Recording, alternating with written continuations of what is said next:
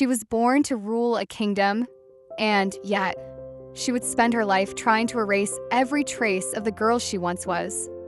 This is the story of the queen who walked away from her throne, her identity, and even her name.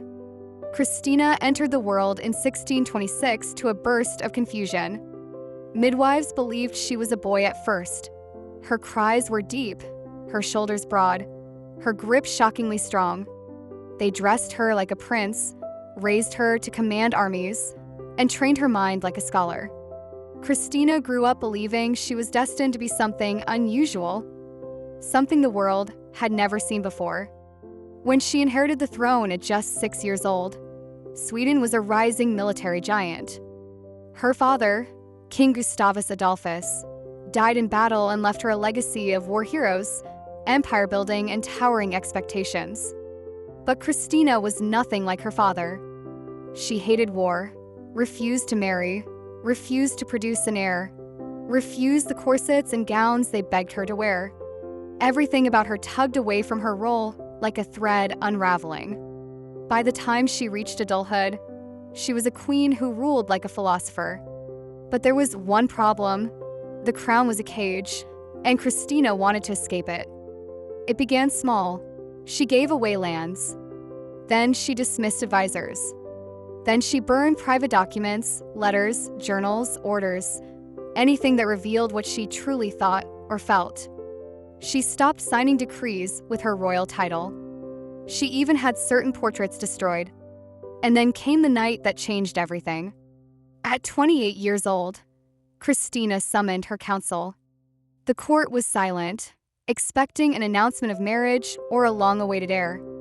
Instead, she told them she was done. She rejected the throne, rejected the title, rejected everything Sweden had shaped her to be. No queen had ever done this. But Christina walked into the grand hall, placed her crown on the table, removed her royal sash, and said, "I have no more use for this." And like that, she erased a monarchy's future with one gesture. She escaped Sweden disguised as a man, slipped through Europe under a false name. She began rebuilding herself from ashes. In Rome, she reinvented herself like a character in a new play, sometimes a patron of the arts, sometimes a political strategist, sometimes a wandering philosopher. The Vatican called her unpredictable. France called her dangerous. Sweden called her a memory. And perhaps that was exactly what she wanted, even in death. She made sure her story stayed blurred.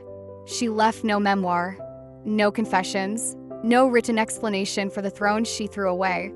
Historians have to stitch her life together from scraps she didn't manage to burn. The queen who should have been remembered as powerful, brilliant, eccentric, instead became a riddle, a whisper, a shadow that slipped between the lines of history. But here's the twist.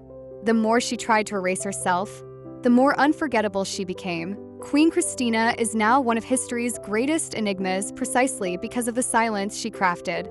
She didn't just step off the stage of history. She tore down her own spotlight. And in doing so, she created a mystery that historians still can't stop chasing. The queen who tried to erase herself ended up writing one of the most fascinating legacies of all. If you enjoyed this story, hit that like button, subscribe, and stick around. Because history is full of people who tried to vanish and only succeeded in becoming unforgettable.